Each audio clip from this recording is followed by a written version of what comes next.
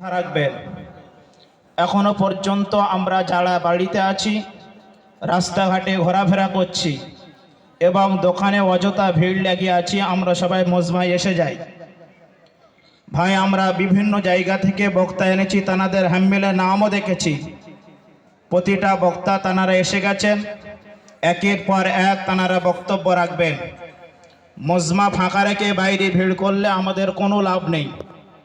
বড় জলসা দিয়ে যদি আমরা বাড়িতে বসে থাকি, ঘুমিয়ে যাই, জলসা করে কোনো লাভও নেই। তাই দিনের স্বার্থে মসজিদে উন্নতি কর্মের নজর রেখে আমরা প্রত্যেকে এখানে বসে যাই, আমলের নিয়তে বক্তব্য শুনব। এখন আমাদের সামনে বক্তব্য রাখছেন জনাব হজরত মাওলানা হাসানুজ্জামান সাহেব।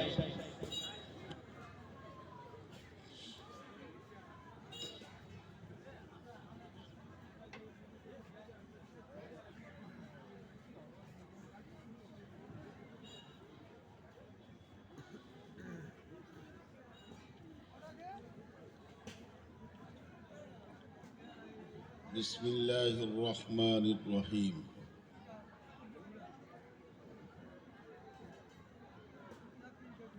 আজকেকার এই মহতি জলসার আয়োজক যারা, তাদেরকে বলবো, আয়োজন করার নাম জলসা করা নয়। জলসার প্রাণ জীবন রক্ষা করাই হলো প্রকৃত জলসা।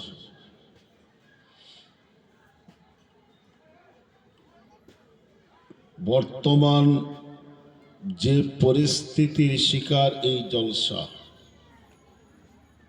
এই জলসা আমাদের জন্য কল্যাণ মঙ্গল বয়ে আনবে বলে আশা করা যায় না। রাসূল করিম সাল্লাল্লাহু আলাইহি ওয়াসাল্লামের বর্ণনা, যেখানে আল্লাহর কোরআন এবং নবীজির হাদিস তথা আল্লাহ ও আল্লাহর রসুলের কথা নিয়ে আলোচনা হয়, রহমতের ফেরেশতা সেই জায়গায় উপস্থিতি দেয়। তারা মানুষের মাগফিরাত, কল্যাণ ও মুক্তির প্রার্থনা আল্লাহর কাছে করতে থাকে। সুতরাং জলসার মর্যাদা, জলসার প্রাণ রক্ষা যদি করতে পারি, তাহলে রহমতে ইলাহি পাওয়ার আশা করা সম্ভব। আর জলসার প্রাণ যদি রক্ষা না করি, কেবলমাত্র তার বডিটা, তার দেহটা, কঙ্কালটা আমরা এখানে খাড়া করে রাখি, রহমতে ইলাহি আদৌ পাওয়া যাবে না, বরঞ্চ তার উল্টো রিয়াকশন আমাদের প্রতি ঘটবে। সেই জন্য জলসার আয়োজক যারা আছে, জলসার পরিচালক যারা আছেন, জলসার ভলেন্টিয়ার যারা আছেন, প্রথমত তাদেরকে বলবো, আপনারা আসুন এবং মানুষকে প্যান্ডেলের তলায় বসানোর চিন্তা ভাবনা করুন, চেষ্টা চালান। যে মহল্লায় জলসা হচ্ছে, সেই মহল্লাবাসীর দায়িত্ব কি কিছুই নাই? কেবলমাত্র মাইক লাগানো, লাইট ও লাইটিং করা, আর বিভিন্ন প্রান্ত থেকে বক্তাদেরকে জমায়েত করে তাদের বক্তব্যের সময়সীমা নির্ধারণ করে দেওয়া যদি জলসা হতো, তাহলে তো আমাদের বসবার কোনো দরকার নাই। প্রত্যেকটি ভাইকে বলবো, যারা জলসার মজমাতে বসেন, জলসার আদব ও শৃঙ্খলা রক্ষা করেন, পাপ নিয়ে আসলেও পরিশেষে আল্লাহ রাব্বুল আলামিন তাদের পাপ মুক্ত করে বাড়িতে প্রত্যাবর্তন করায় বা ফিরিয়ে দেয়। মনে হচ্ছে নবপল্লী গ্রামের এই গ্রামের কোনো মানুষের পাপ নেই, গুনাহ নেই, তাই গুনাহ ক্ষমা করানোর কোনো প্রয়োজন নাই। যদি আমাদের পাপ থাকতো নিজেদের ধ্যান ধারণায়, তাহলে আমরা পাপ মুক্তির চেষ্টা করতাম। যদি এই মহল্লার কারোর কাছে পাপ না থেকে থাকে, ভালো জিনিস। আর যদি পাপ থেকে যায়, পাপ মুক্ত হওয়ার সুযোগ অবহেলায়, অলসতায়, অনীহায় দূরে ঠেলে দেওয়া হয়, জেনে রাখবেন পাপের সঙ্গে মৃত্যু হবে, আর তারই পরিপ্রেক্ষিতে জাহান্নাম আমাদের জন্য হা করে থাকবে। তাই আমি আপনাদেরকে বলবো, আর কাল বিলম্ব না করে রাস্তাঘাটে দোকান পাশারিতে যারা আছেন, কোনো গ্যারান্টি নেই এই মুহূর্তে কারোর মৌত আসতে পারে না, আসতে পারে মৃত্যু।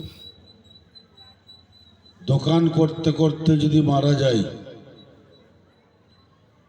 হাসরের মাঠে আল্লাহ রাব্বুল আলামিন যদি জিজ্ঞাসা করেন, মসজিদের উন্নতি সাধনে তোমরা জলসা দিয়েছিলে, সেই জলসায় তোমার মৃত্যু হলো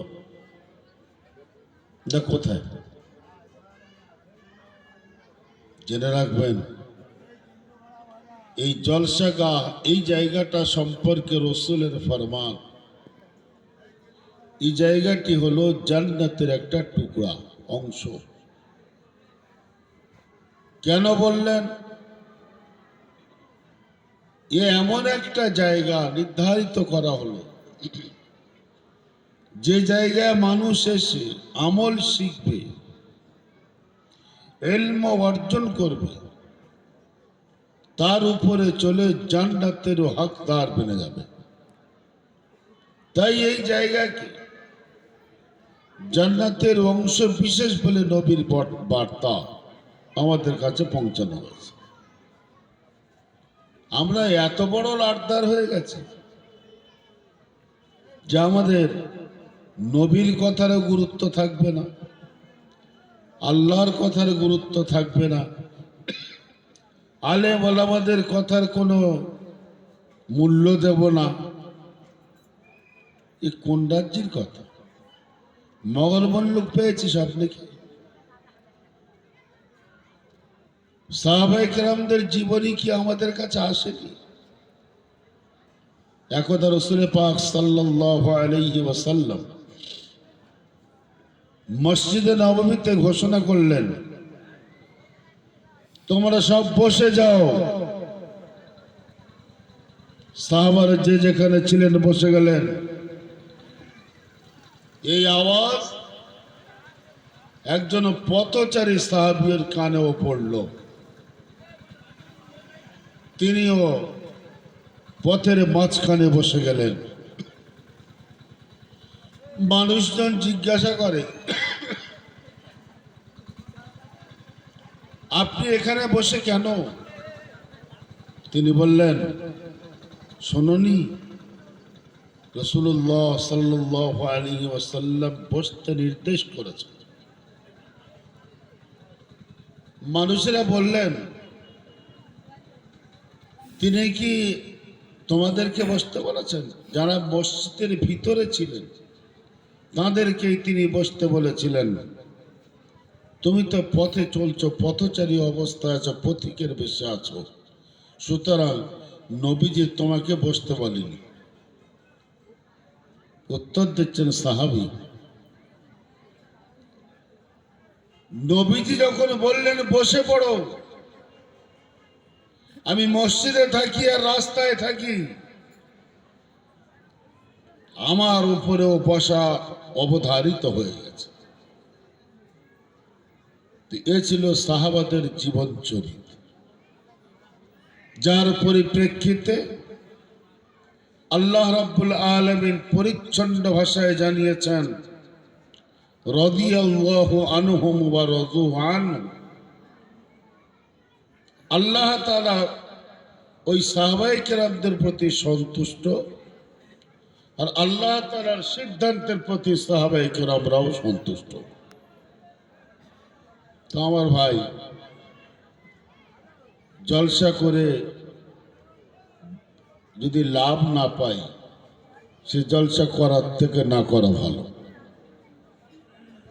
ব্যবসা করে যদি লাভ না পাই, সে ব্যবসা করার কোনো অর্থ নেই। কম লাভ হয় হোক, তবুও লাভ হলে তবে ব্যবসা চলবে। জেনে রাখবেন,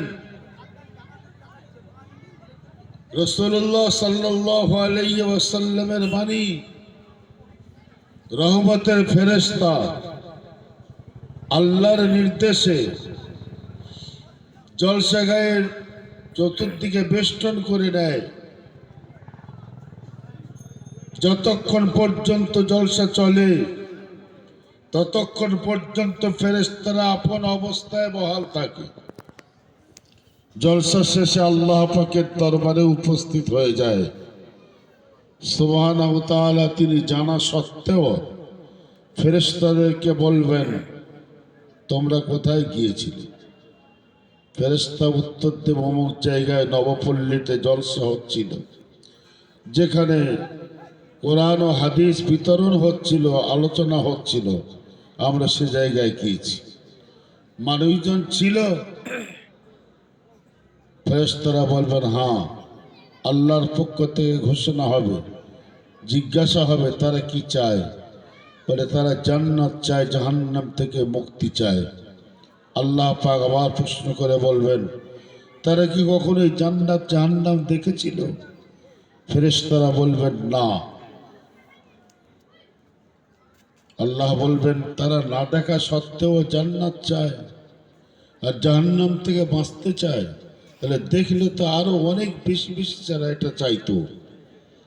সুতরাং তোমরা সাক্ষ্য থাকো, আমি ওই মানুষদের গুনাহগুলিকে ক্ষমা করলাম। গুনাহ মাফ করিয়ে নেওয়ার সুযোগ এসছে।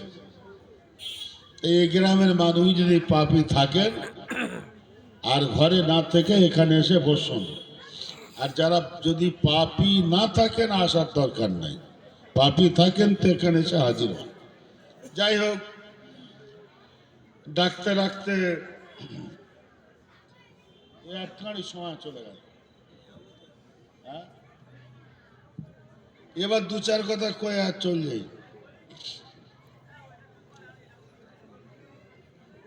সর্বপ্রথম কথা,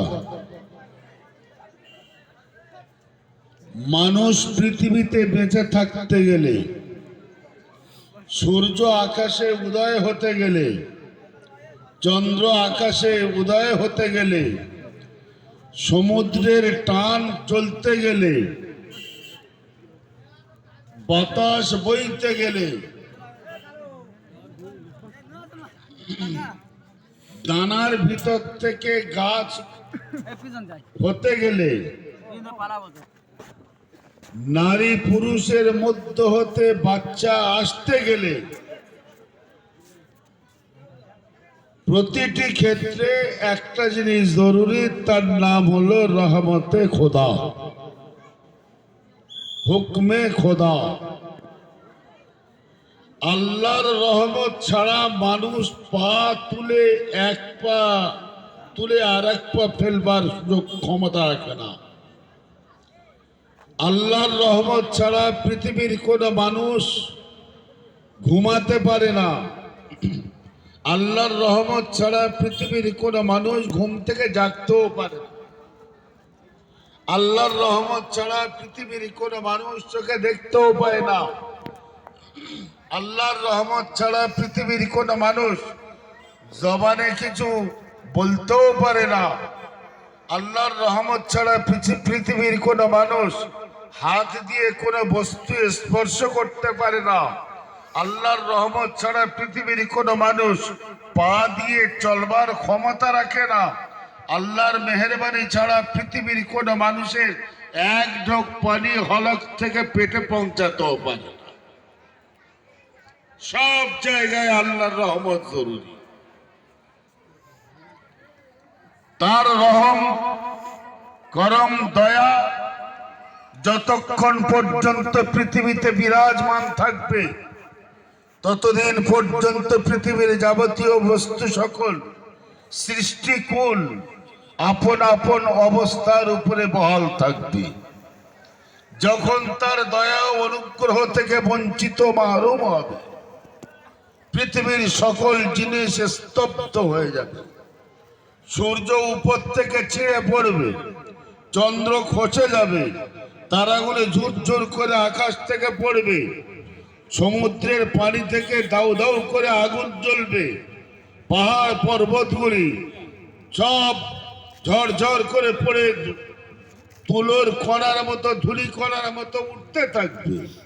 মানুষজন সব আপন আপন হালতে, আর না থেকে সব মৃত পোড়ো পোড়ো গাছের মতো পড়ে থাকবে।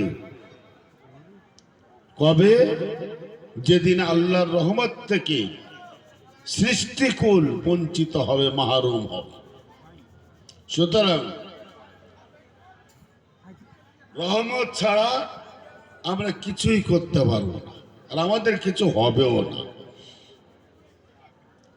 এই চাষ গেল, গাছ পুঁতে দিয়ে এসেছিলেন, ধানটা কে বার করেছেন? আপনি না আপনার বাপ?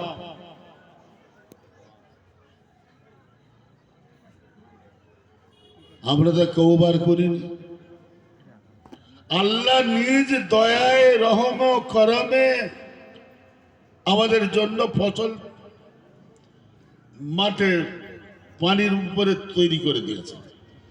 আল্লাহ তাই শেখাচ্ছেন, জানাচ্ছেন, আনতুম তাজরাউনা আম নাহনুজ যারিউন।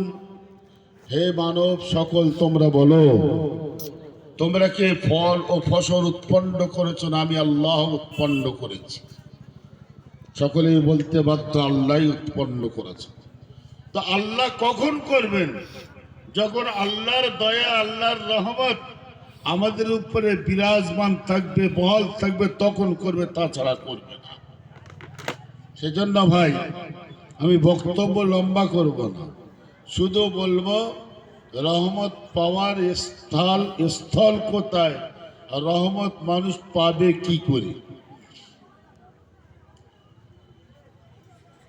আমি আপনাদেরকে শুরু করছি একটু ওপরে থেকে, বেশি কথা বলবো না, ভয়ের কারণ নেই। আল্লাহ রাব্বুল আলামিন পৃথিবীতে তখন একটাও ঘর তৈরি করার নিয়ে কেউ করেনি। পৃথিবীতে মানুষের জন্মও তখন হয়নি, জিনের জন্মও মনে হয় তখন হয়নি। রব্বুল আলামিন একটা ঘর পৃথিবীতে তৈরি করলেন, ঠিক পৃথিবীর মধ্যস্থলে সেই ঘরটি অবস্থিত। সেই জায়গাটার নাম হলো মক্কা মুকাররমা। তখন মক্কা নাম হয়নি, ওই জায়গাটার নাম ছিল বাক্কা। কোরআন তাই বলে, ইন্না আউওয়ালা বাইতুন উযিয়া লিন-নাস লিল্লাযী বিবাক্কাতা মুবারাকান।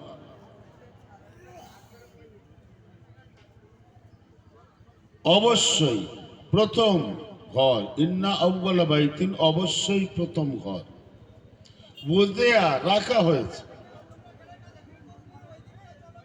লিন-নাস মানব জাতির জন্য,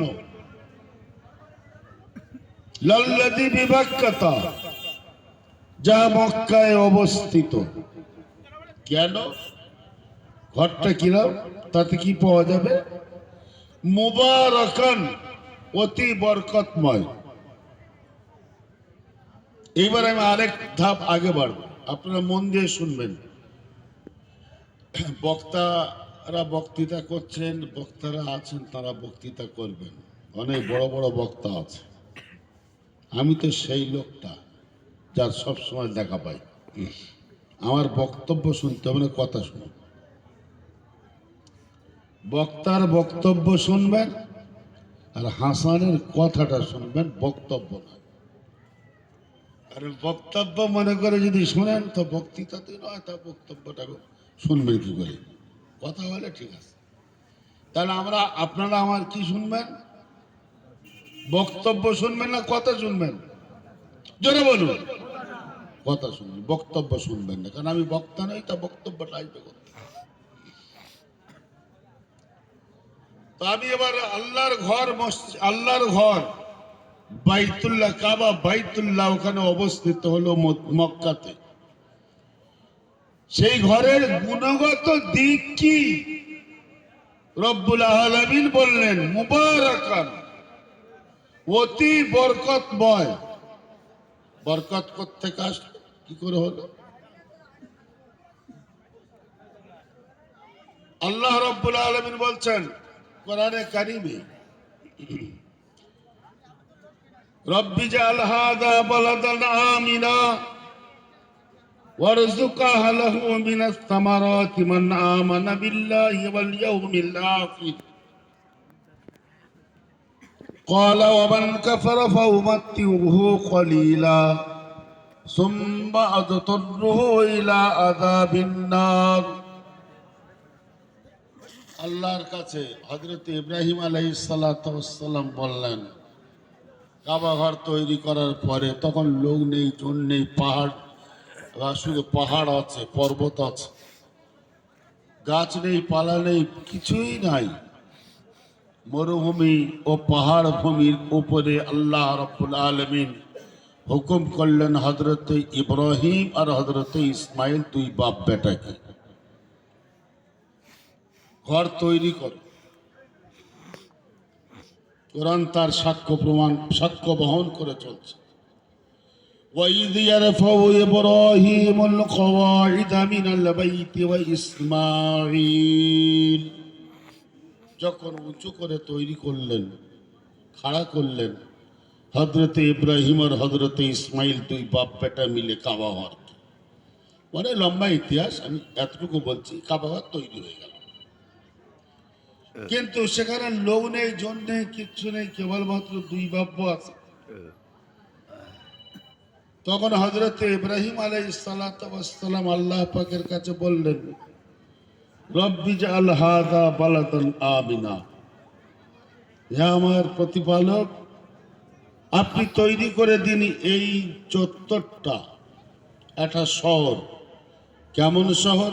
আমিনা, নিরাপত্তাময় শহর, বালাদান আমিনা। যেন এই শহরে ফিতনা, ফাসাদ, মারামারি, খুনোখুনি, বোমবাজি, বন্দুকবাজি, লাঠি ছুরিবাজি কিচ্ছু না হয়, জুয়া সাট্টা যেন না হয়। বালাদান আমিন, নিরাপত্তাময় শহর করে দাও, দেশ করে দাও। দোয়া করলেন কে? হযরত ইব্রাহিম নবী। আর তোমরা ভেতরের দিকে এসো না, দাঁড়িয়ে থাকবে, এদিকে চলে এসো, হয় স্টেজে বসো না ভেতরে বসো, চলে এসো, দাঁড়াও। আরে শুনে নাও, দুটো কথা শুনে নাও, কথা শুনতে বলেছে, বক্তৃতা পরে শুনবে বক্তার কাছ থেকে।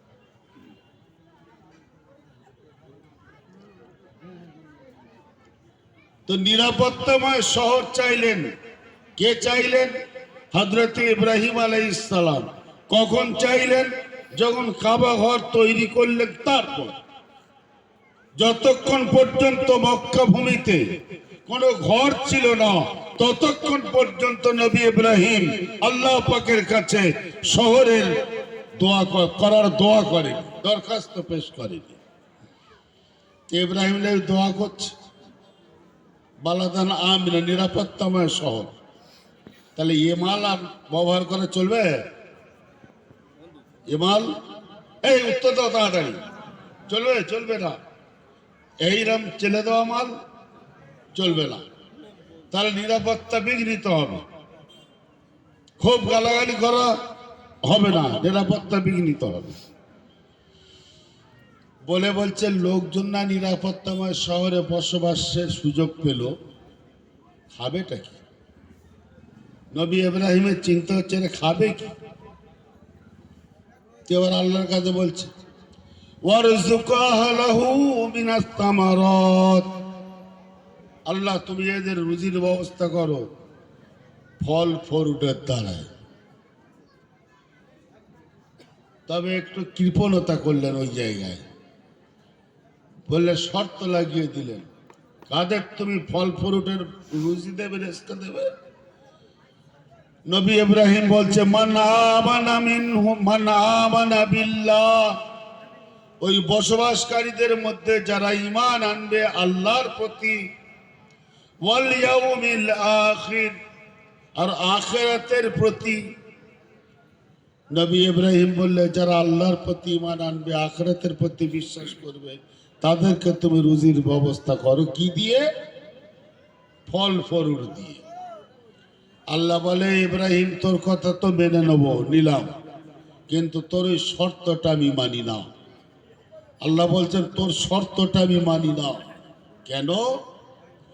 আমি তো কোরআনে কারিমে আগে বলে দিয়েছি, তুই জানিস নি? ওয়ামা মিন দাব্বাতিন ফিল আরদি ইল্লা আলাল্লাহি রিজকুহা, আমি তো আল্লাহ প্রথমে বলে দিয়েছি এই পৃথিবীর জমিনে চলমান প্রাণীকুল যত থাকবে, আছে, ছিল, সকলের রুজি পৌঁছানোর দায়িত্ব আমি আল্লাহ আমার উপরে। সুতরাং ইমানদাররা তারা প্রাণী, আর বেঈমান নাকি প্রাণী নয়? যারা আমার একত্ববাদকে স্বীকার করে না তারাও তো জীব। সুতরাং আমি যদি তাদের রুজি বন্ধ করি তোর কথা অনুযায়ী, তাহলে আমার পূর্ব ঘোষণায় আমি মিথ্যা প্রমাণিত হব। সুতরাং আল্লাহ এখানে বলে দিচ্ছেন তোর ওই শর্ত আমি মানি না, বরঞ্চ আল্লাহ বলছেন ওমান কাফারা, এবং যে সকল মানুষেরা আমার একত্ববাদকে অস্বীকার করে, ফাউমাত্তিউহু, আমি তাদেরও রুজির ব্যবস্থা করব, ফল ফ্রুট খাওয়াবো তাদের। কলিলা, কিছুদিন, মানে যতদিন দুনিয়াতে বেঁচে থাকবে ততদিন, মৃত্যুর পরে আর না। সুম্মাদতরুহু, পরিশেষে আমি তাদেরকে নিয়ে আসবো, পৌঁছাবো জাহান্নাম। এতক্ষণকার কথার মধ্যে হতে আপনারা কি পেলেন? মক্কা নগরী তৈরি হয়েছে বাইতুল্লাহ তৈরি করার পর, আর আল্লাহ বাইতুল্লাহ প্রসঙ্গে বললেন মুবারাকান, বরকতময়, বরকতময়।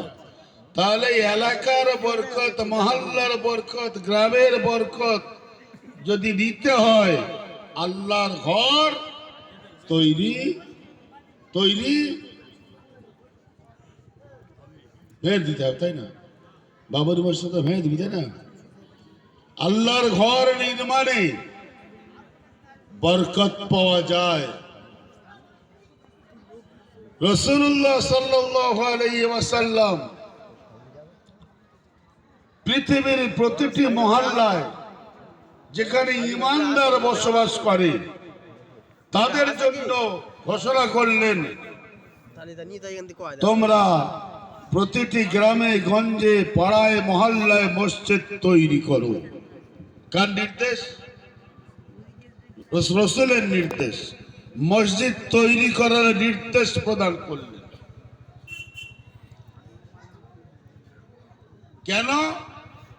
যে মহল্লায় মসজিদ থাকে, এদিকে ফেরো,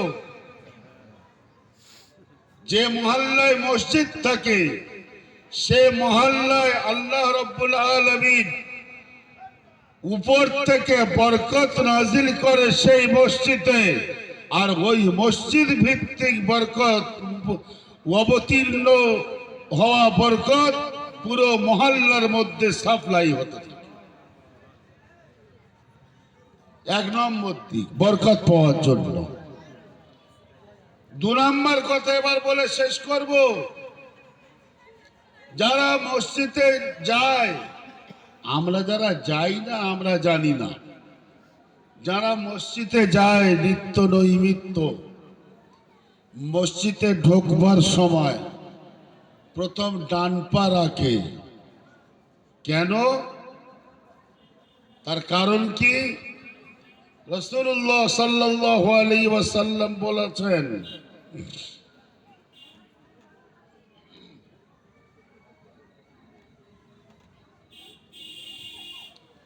পৃথিবীর মধ্যে সব থেকে নামি দামি জায়গা হলো মসজিদ। তাই মসজিদে যখন ঢুকবে, তোমার দুটো পায়ের মধ্যে সম্মানীয় পা বলে বিবেচিত ডান পা,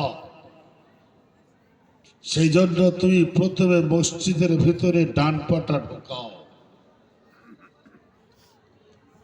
আর তুমি খুব বড় জায়গায় পৌঁছাচ্ছ, কার দরবারে? আল্লাহর দরবারে। সেই আল্লাহর রহমত ছাড়া তোমার চোখের পাতা তুমি ফেলতেও পারবে না আর খুলতেও পারবে না। সুতরাং সেখানে গিয়ে তুমি ঢোকবার প্রাককালে আল্লাহকে স্মরণ করো। আর কি বলো?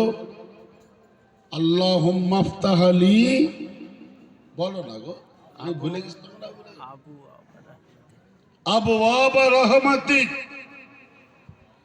আল্লাহর কাছে বলা হচ্ছে, হে আল্লাহ পরম করুণাময় খোদা, ইফতাহ, তুমি খুলে দাও, লি, আমার জন্য, আবওয়াব রহমাতিক, রহমতের দরজা সমূহ।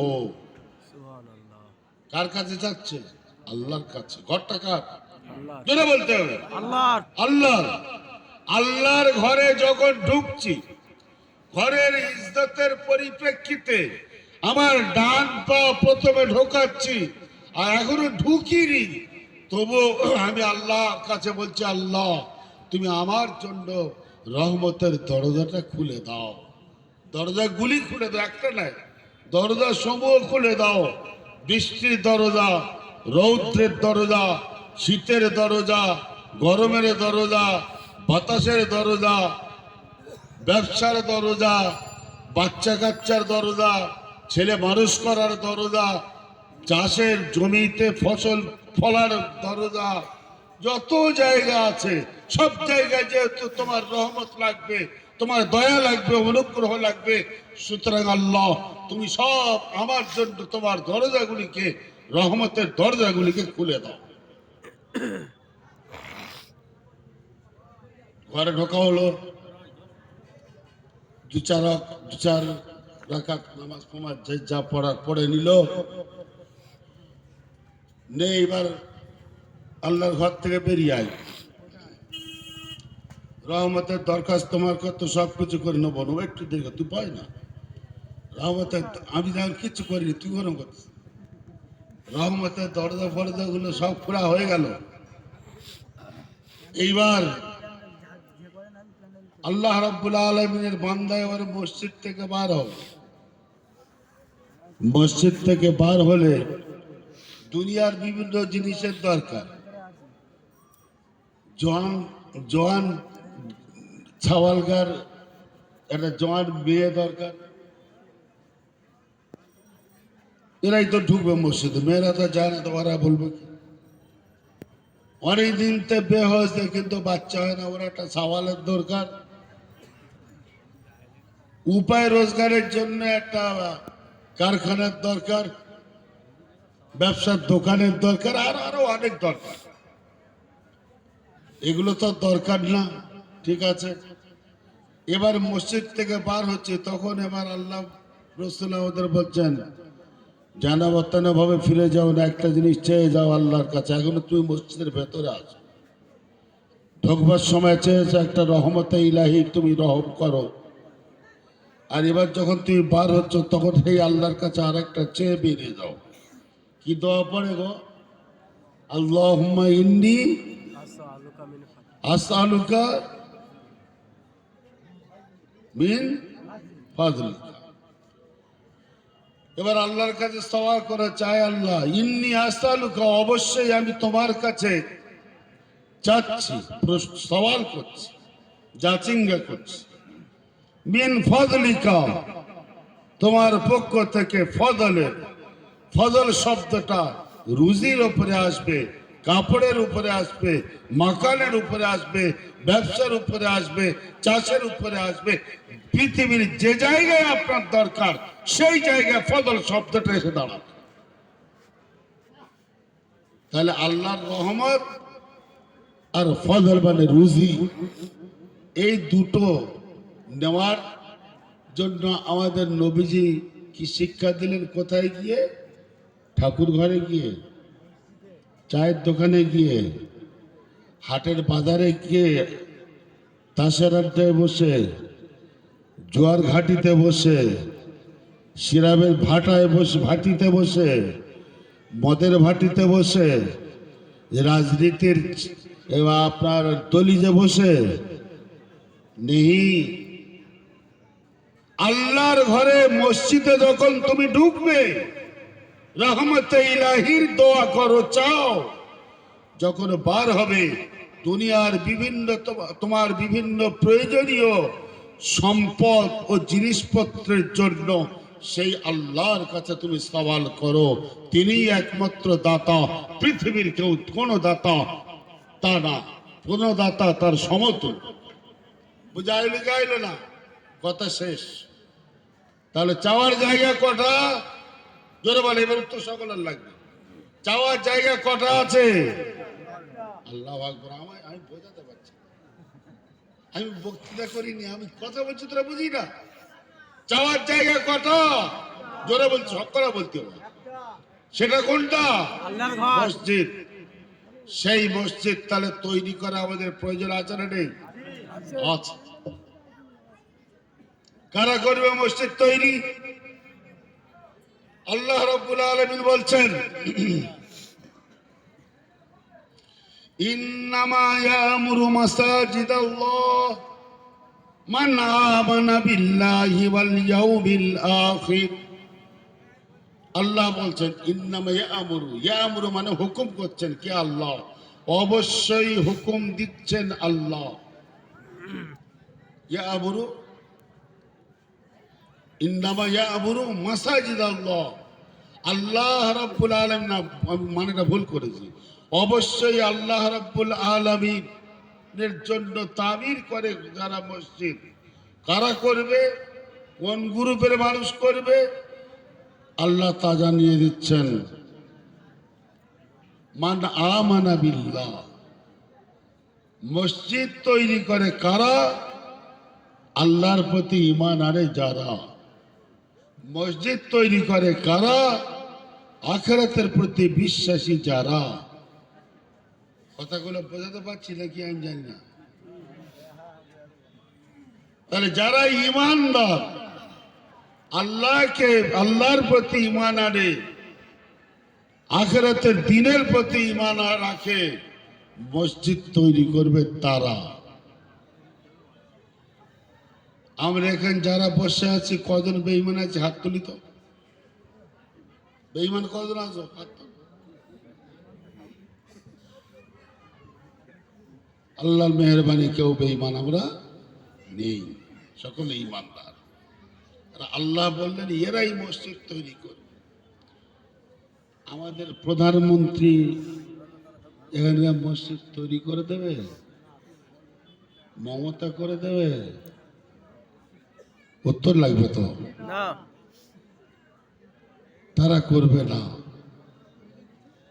যেহেতু আল্লাহর ঘর আল্লাহ ঈমানদারদেরকে করতে বলেছেন, সুতরাং এই মহল্লার বেটা ছেলে, মেয়ে ছেলে, শিক্ষিত অশিক্ষিত, খেটে খাওয়া ব্যবসায়ী, যে পর্যায়ের মানুষ থাকলেই কেন, তারার যেহেতু ঈমানদার, এই ঈমানদাররা নিজ দায়িত্বে আল্লাহর ঘর মসজিদ তৈরি করবে। আল্লাহ বলছে পাবো কি করলে? মসজিদ তৈরি করলে কি দেবে গো খোদা তুমি? আল্লাহ রসুলকে বলছে, এই নবী মুহাম্মদ সাল্লাল্লাহু আলাইহি ওয়াসাল্লাম, তুই মানুষদেরকে বলে দে, ঈমানদারদেরকে বলে দে, ওরা মসজিদ করলে কি পাবে। আমি বলেছি তো, তুই ঘোষণা কর। ঘোষণা করছে নবী, মান বানা লিল্লাহি মসজিদান বানাল্লাহু লাহু বাইতান ফিল জান্নাহ। বলছে নবী, যারা আল্লাহর ঘর মসজিদ তৈরি করে, আল্লাহ রাব্বুল আলামিন তাদের জন্য জান্নাতে একটা ঘর তৈরি করে।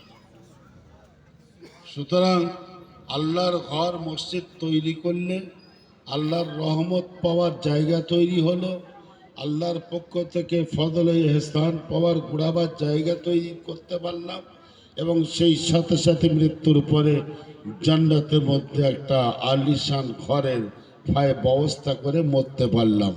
সুতরাং এই মসজিদে নিচের তলা তো সম্পূর্ণ হয়ে গেছে, উপরতলার কাজ মনে হয় কিছু বাকি আছে, আরও কিছু কাজ বাকি আছে, বেশ একটা মোটা অঙ্কের পয়সার দরকার। এই তোমরা উঠবে না, চুপ করে বসো। সুতরাং আমি কোনো পরিমাণ না বলে আপনাদেরকে বলবো, উল্লেখযোগ্য ক্ষমতা অনুযায়ী উল্লেখযোগ্যভাবে কে কি পারবেন এখানে লিখিয়ে দেন, বলে দেন, দিয়ে দেন, দিয়ে দেন, বলে দেন, লিখিয়ে দেন। তিনটে স্তর বলেছে। আল্লাহর কোন বান্দা আছেন যিনি আল্লাহর